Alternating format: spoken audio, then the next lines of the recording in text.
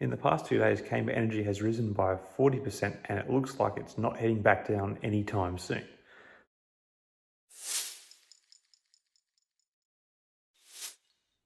Hi again everyone, I hope you're all doing really well. For holders of Camber Energy, ticker symbol CEI, you likely are, as the stock has snapped a slow sliding in its share price to rocket up from 69 cents on Tuesday to finish the shortened trading week at 87 cents per share, meaning the stock finished about 13% higher for the week. To put this recent success into context, for the past week, the benchmark S&P 500 lost 2.25%. The stock also continued its positive movement in the aftermarket, moving up to close the low volume session at 90 cents per share, or a further 4% higher. Obviously, what is driving the stock price at the moment is the resurgence in oil prices this week and the expectations that oil prices will continue to rise in the future due to international supply and demand issues. This week, both Brent Crude and West Texas Intermediate jumped back above the $100 per barrel mark as a number of potential future supply and demand forces became apparent.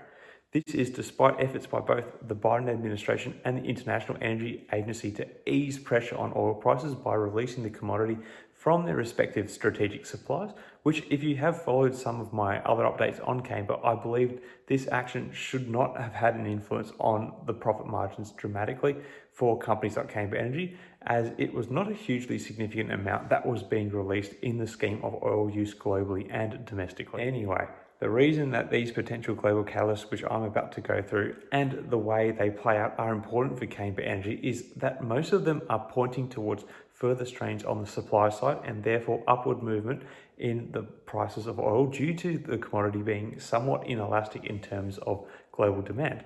And when we see higher oil prices, this means improved profit margins for oil producers such as Camber Energy through their controlling interest in Viking Energy.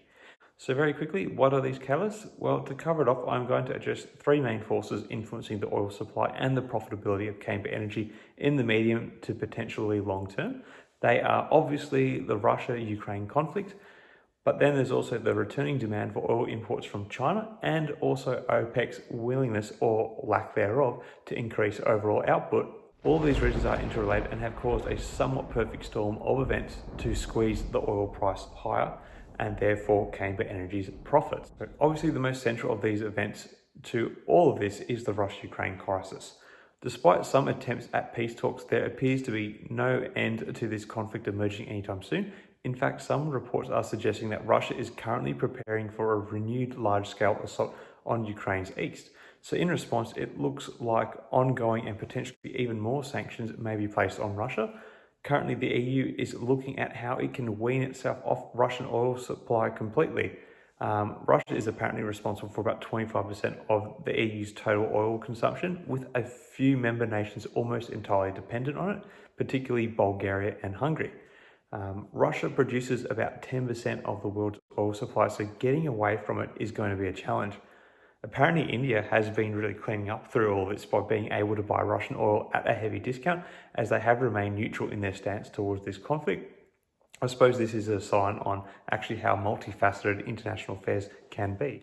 Anyway, the main point being here is that if less dependency on Russian oil is going to be the future outlook, it will drive up the prices from other producers, aka Camber Energy. This moves me on to the other point that is expected to really push oil prices. It was reported when global oil prices began to rise due to the Russia-Ukraine conflict early in March that China actually had reduced their demand for oil, so much so that the amount they imported fell by 50% in March, which is why we probably did see this eventual falling in the oil price.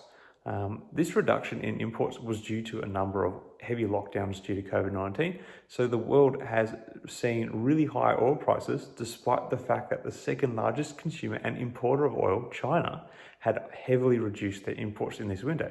Now there are signs that China is starting to relax some of the lockdown rules and reopen. Suddenly, there is likely to be a stronger demand on global oil supplies. Though, while China has been against the invasion of Ukraine officially, I'm not sure if they are banning imports of oil from Russia or not, as they are still reasonably close trading partners. China has really been in a bit of an awkward bind with this whole conflict, as they do not want to be viewed by the West as siding with Russia officially, So China's geopolitical awkward positioning on this conflict is likely to still have a bearing on the oil supplies and their prices going forward. Finally, OPEC+. The Organization of Petroleum Exporting Nations, which may be the world's only legally accepted cartel, has only indicated that they will be increasing the supply of oil marginally throughout this year, meaning that unless non-OPEC Plus members can dramatically increase their oil output, which, let's face it, they do not have the same capacity to do so as members of OPEC Plus have, then there is still going to be a strong demand from oil importing countries and upward pressure on the price. So companies like Camber Energy can continue to get a higher price for a commodity which is not costing them that much more to produce. If you have studied economics before and learned about price inelasticity, then you would likely have been taught it through the example of oil, in that no matter how much the price of oil changes, the demand for it will remain more or less the same.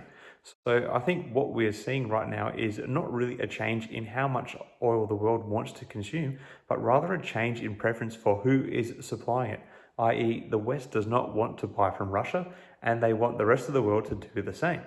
So the more the West can wean off Russian oil and the more they can influence other countries to do so, then the more upward pressure it is going to place on non-Russian oil prices. I honestly think that, like we are seeing with India, Russian oil exports are still going to find markets.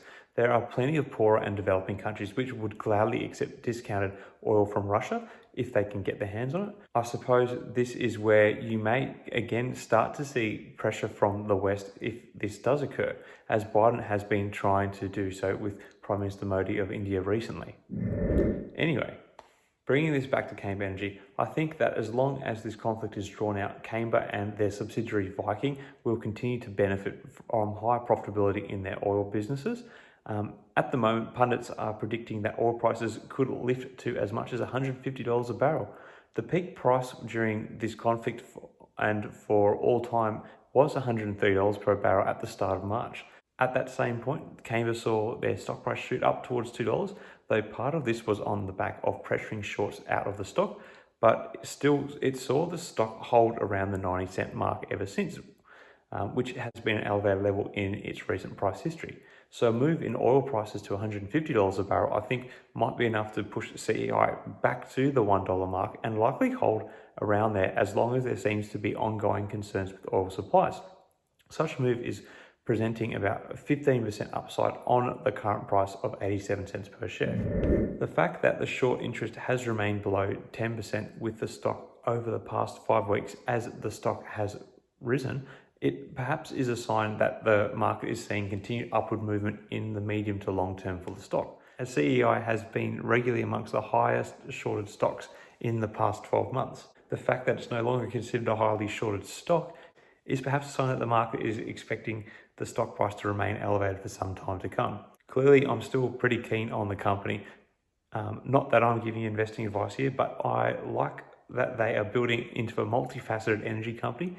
The mature side of their business, the oil and gas businesses, and the higher profits they are likely to receive from them will allow the business to potentially scale up their green energy initiatives and tech innovations, as well as potentially grow their existing oil and gas businesses. So I really think that if managed right, this could be ushering in a bit of a golden era for the company.